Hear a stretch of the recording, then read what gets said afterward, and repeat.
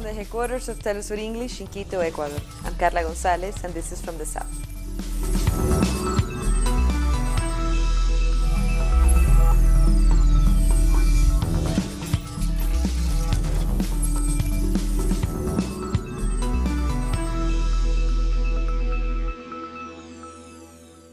A national march in Washington, D.C. was held in rejection of criminal U.S. policies on Venezuela.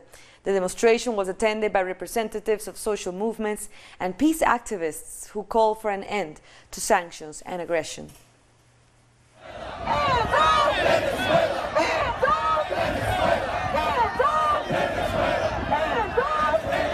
Among the marchers was Ben Norton, a journalist with the Gray Zone who had just recently returned from Venezuela. He spoke about the situation he found in the South American nation while also condemning U.S. lawmakers who support intervention. So unbelievable. It's like the media here is on another planet. The differences are just so outrageous. It's one of the most egregious campaigns of lies I've ever seen in my entire life. How there's this idea that there's a humanitarian crisis, that it's a dictatorship, that the government is repressive and dictatorial. In fact, being in Venezuela reminded me how authoritarian and violent my own government is here at home. Marco Rubio he's pitiful. Not only is he a neoconservative, not only is he a propagandist, not only is he an abject liar, he's simply pitiful. I don't even know what his base is anymore because his base has been so thoroughly destroyed by Trumpism. You know, now he's flagellating before Donald Trump after leading a campaign where Donald Trump turned him into a child on stage, and he's still kowtowing to Donald Trump. Marco Rubio is also, again, I need to stress this point, a blatant liar, and it's just pitiful, his lies. Recently, he claimed that the Venezuelan government was responsible for the so-called German dam collapsing, leading to the blackout. Actually, Herman Dam was the name of the journalist, not the dam that supposedly was destroyed in Venezuela. He's just a liar, and his lies are just so ridiculous that they're actually hilarious. He is a complete idiot. I mean, just being blatant. He is a moron. Many demonstrators said that the best policy towards Venezuela is to allow Venezuelans to solve their own issues. And so how can the devil go in and try to fix what the devil created, right? The fact is it needs to be up to the Venezuelan people without intervention, without outside hands upon the situation, because what I'm here to say is that one of the things is that we're not operating on emotion. We're operating out of a historical context. We understand how imperialism and racism has worked historically in this Western Hemisphere and how it's being applied right now. I came out here because the villainous intentions of the ruling elite of all our oligarchs, they're not even covered up anymore. They're straight up front. Baldwin said on Fox News, we need to go to Venezuela for the oil. This isn't even a secret anymore. It used to be they'd give false reasons, but they failed to do that anymore. Bombs are not the answer. U.S.-backed coups are not the answer. Let the Venezuelan people decide what they do with their country. Hundreds of people are gathering in Venezuela to celebrate peace after the attack on the country's electrical system. People gather near the presidential palace in Caracas to show their support to President Nicolás Maduro. Demonstrators say they will stand together against the U.S. interference attempts. Thousands also took to the streets on Saturday to call for the Bolivarian people to remain united. A number of former Venezuelan soldiers who deserted from their posts last month are about to be left homeless.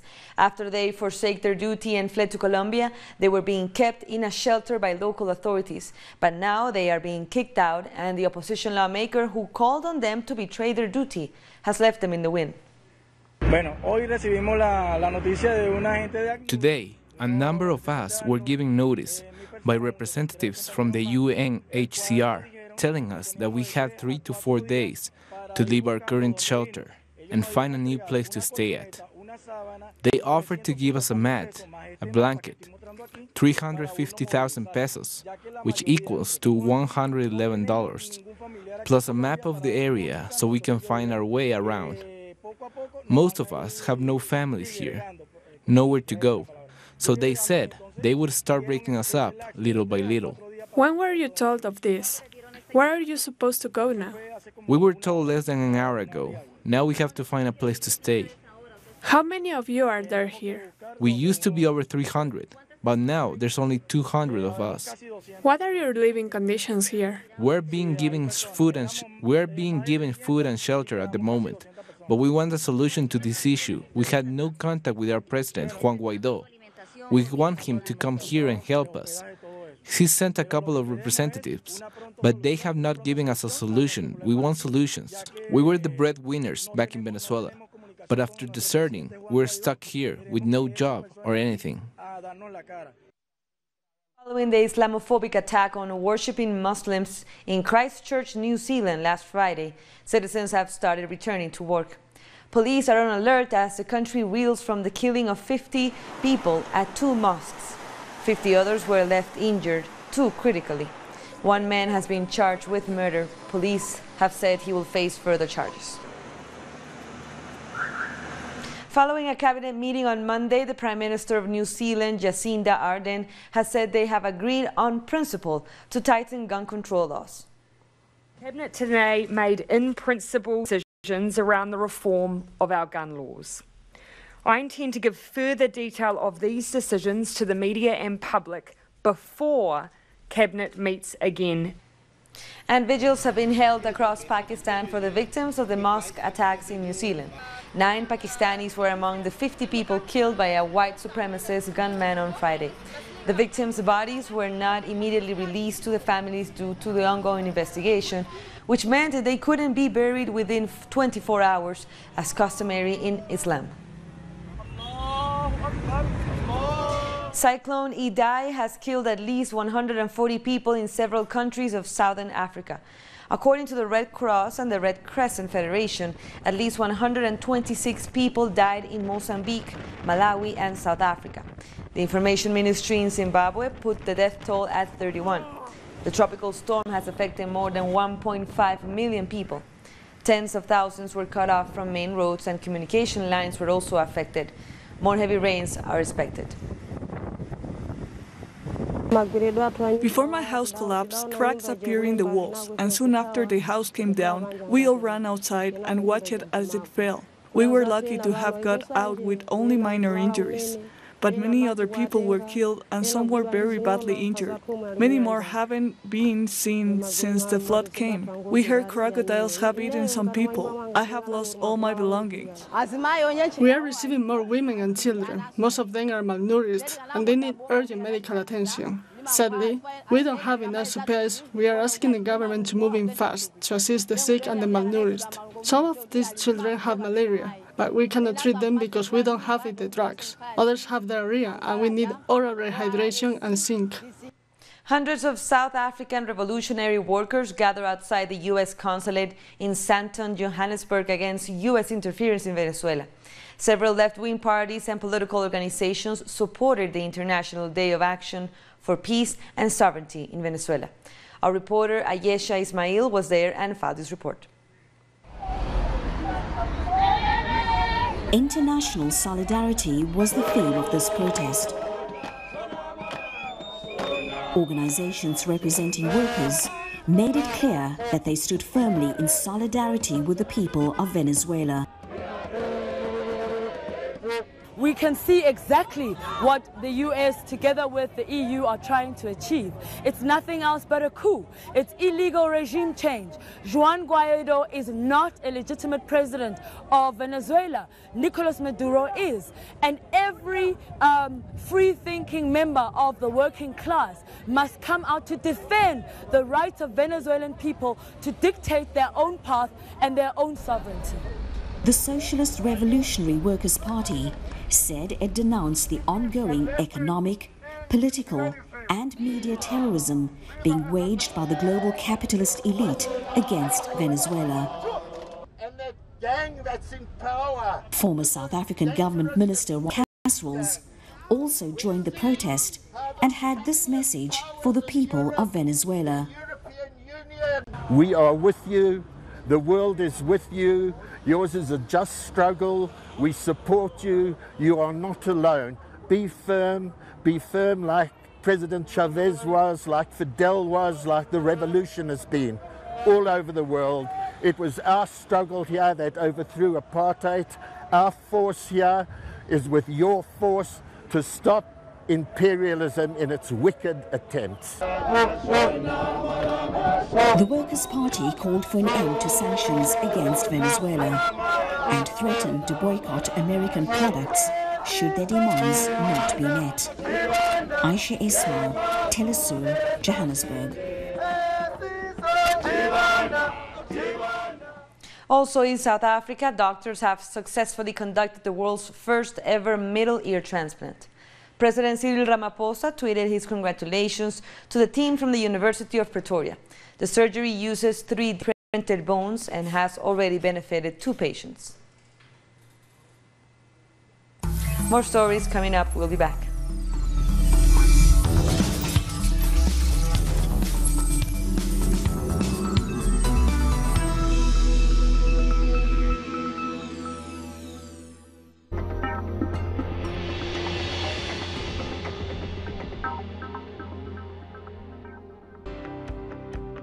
Enjoy the best content in spaces where you will discover new perspectives, innovation,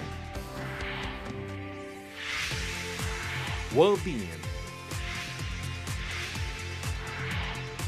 conservation, equity, traditions. A wide variety of contents that you will find on Telesur, the news source of Latin America and the Caribbean.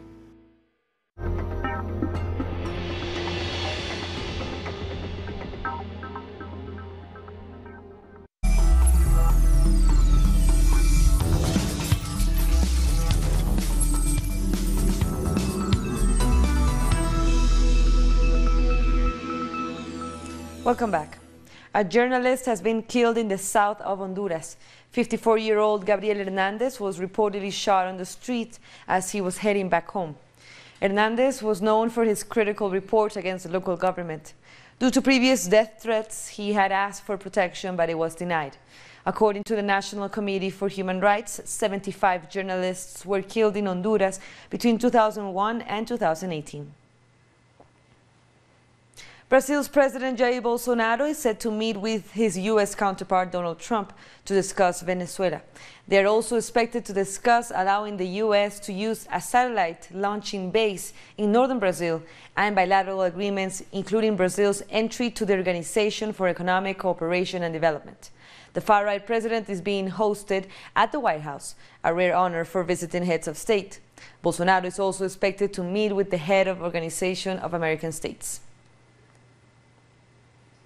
Thousands took to the streets across Brazil over the weekend protesting against corruption.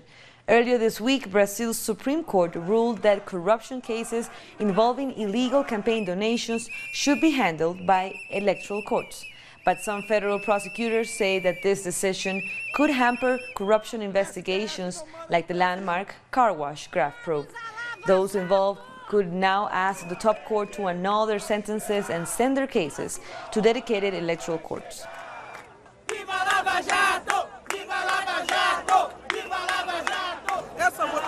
The Supreme Court vote severely damages Operation Lava Jato and all that we have achieved over these 5 years. We from the Free Brazil civil movement will not accept this. We will fight against corruption and we will take the necessary route in order to do so. We will do the same as what happened with the impeachment of former President Dilma Rousseff. We will march on Brasilia. Brazil's first trans state congresswoman has been sworn into office. This historic moment was celebrated by a crowd that paraded through the streets of Sao Paulo. Our correspondent Brian Meir has the story. On opening day of São Paulo's 2019 state legislature, a crowd of supporters of Brazil's first trans state congresswoman, Erica Malunguinho, gathers to dance and march with her into the state capitol building on her first day of work. This moment is important because people who have been silenced throughout Brazilian history have gained a voice, the trans and black population.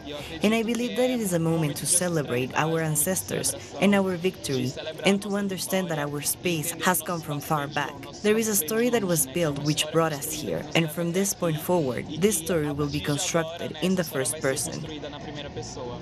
Erica is a member of the Socialism and Liberty Party, PSOL, the same party that slain city councilwoman Marielle Franco belonged to. As the procession nears its destination, supporters of far-right President Jair Bolsonaro begin to heckle the crowd. This is not a madhouse, okay? As they near the Capitol building, Erica stops the procession and explains her mission. It's culture, it's politics, and it's people who are black. Brazil's first ever trans state lawmaker walks into Congress to get sworn in. Her supporters are directed into a hall to watch the event on TV, and as they hold up signs saying "Who killed Marielle Franco?" and "Black Lives Matter," fascists taunt them with screams of "I'd rather be dead than red," but this does nothing to dim the spirits of Erica's supporters. This is a historic moment because it's a black trans woman from Pernambuco, and I'm very happy. It would have been unacceptable for me to stay at home like this. I am a black woman, a historian and a rapper, and I had to be there. Brian Mir, Telesur, São Paulo. Farmers in the Dominican Republic have been greatly affected by the worst drought to hit the nation in 30 years. According to farmer unions, over 7,000 heads of cattle have died and many remain vulnerable due to water scarcity. This drought has been affecting the country since late 2018, with predictions saying that conditions won't improve until May. A financial assistance package has been launched so farmers can receive some compensation for their losses. We have no water. The wells have dried up. There is only one river in our province that still flows. That's the Guayubín River. The Yaguajay River has dried up. The Cana River has dried up. The Bellaco River has dried up. The Gurabo is dry. The Maguana is dry. The Clavijo is dry. All rivers are dry. We only have one river with flowing water, and because it's far away, it's impossible to take all the cattle there. At least 24 people died and another 31 were injured when a freight train carrying stowaways derailed in the Democratic Republic of Congo's Kasai province. Most of the bodies retrieved from the accident were children. Several wagons fell over the Luembe River and 5 were overturned. This is the third derailment in the DRC over the past month. 5 people were killed in a passenger train accident last month. A ceremony has been held in Ethiopia signifying the burial of those killed in last week's plane crash, which killed 157 people. Friends and relatives arrived at the Addis Ababa's Holy Trinity Cathedral to bury the remains of those who died in the accident, including the 2 pilots and 6 crew members. Relatives received charred earth from the crash site to bury, since most bodies were destroyed by the impact. This will serve as closure for the family. According to our tradition, you try to forget things once you have reached this stage. We know that the person that is gone will not come back. Her husband is now left with an infant. He must shift his attention to his life and raising his baby. Her father and mother, including his sisters, are devastated by this grief, and everyone has to go back to their lives, as we cannot live like this forever. People of the Ixcanquiche community are still demanding justice for the massacre of its people 37 years ago at the hands of the Guatemalan army. Survivors are remembering the victims and how these events changed their lives. These are some of the survivors of Ixcanquiche community who took part in a pilgrimage to remember the victims of a massacre led by the army that took place 37 years ago. We remember all that suffering on this day. It's similar to the life of Jesus Christ, when he was beaten up by soldiers and crucified. For that, we have the Holy Week. And this is what we do for our martyrs and relatives. We will always remember them. Survivors say that the Guatemalan army captured and killed more than 400 people of the community over 3 days. This forced thousands of Guatemalans to flee to Mexico. We saw warplanes and helicopters fly by, heard about what the army did to them. We witnessed the suffering of our Guatemalan brothers when they crossed the border. 37 years have passed since the massacre, but to this day, survivors still mourn the loss of their relatives. For many, the massacre also had an impact on their way of living. It happened a long time ago, but the pain and worry had remained. It was a tragedy to see my husband blood spill all over the ground. Since that day, there is no one to work the land. Families still demand justice and have strongly condemned that some soldiers are seeking a bill to be approved to favor those responsible for the genocide by reforming the law of national reconciliation. They want these murders to get away without punishment. They want the country to believe these people didn't do anything. But thank God there are people who raise their voices against this reform because it will disgrace the memory of our victims. The initiative has been debated in Congress twice, but the Inter-American Court of Human Rights have demanded lawmakers not go through with the reform as it's seen as an attack on the victims' right for justice. We're taking one last break. Stay with us.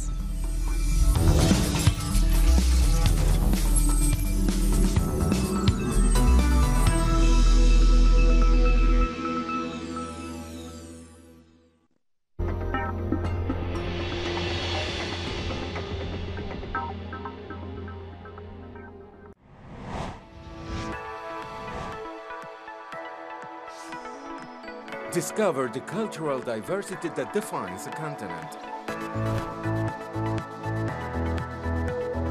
The place where art and tradition are part of the same nucleus.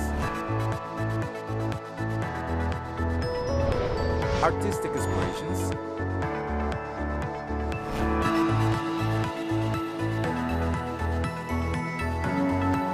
values,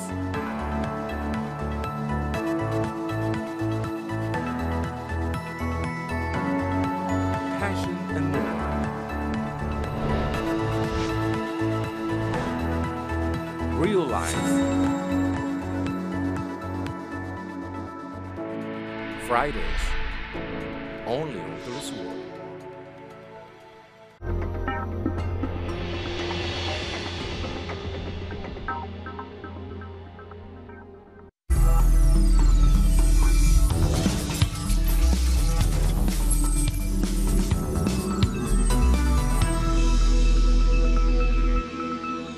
Welcome back.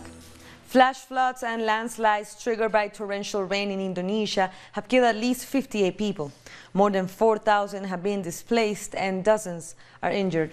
The National Disaster Agency says the number of victims could increase since the evacuation process is still taking place and the fact that not all affected areas have been reached.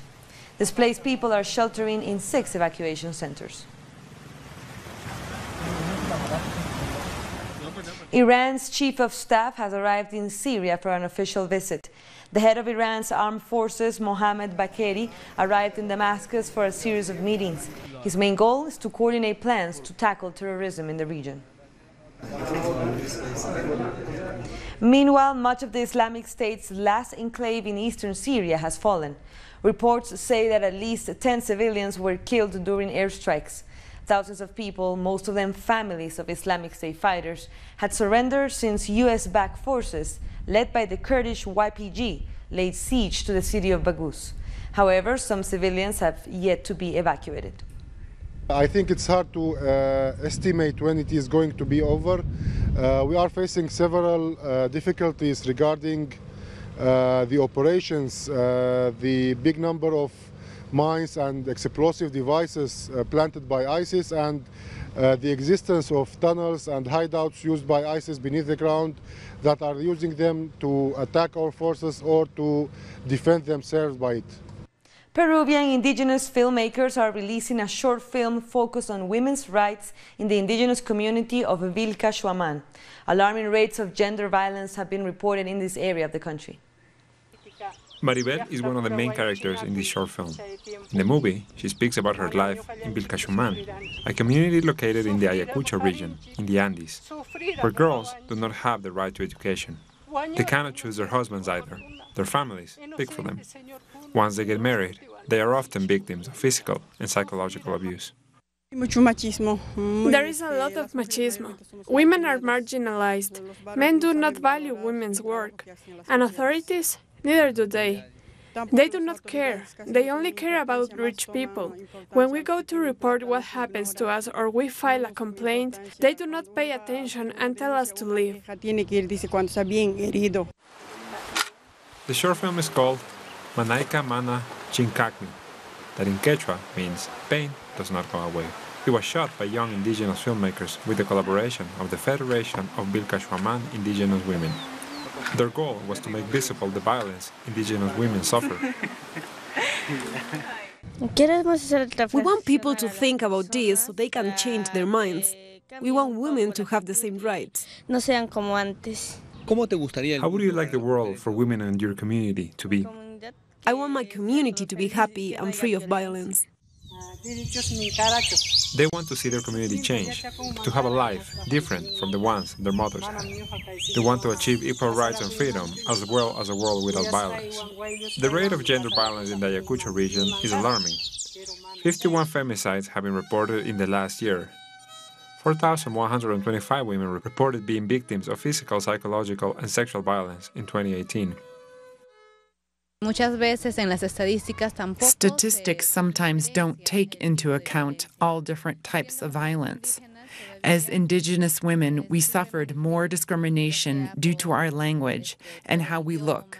We also suffer discrimination because we don't speak very good Spanish. So there are different issues we have to face.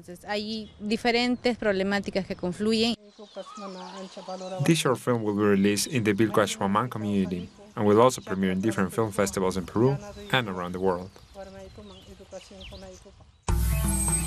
News brief, you can find these and many other stories by going to our website at telesurenglish.net. In Africa, you can find us on Starsat channel 461 in South Africa and channel 539 in Nigeria. And you can follow us on social media as well. For Telesur English, I'm Carla Gonzalez. Thank you for watching.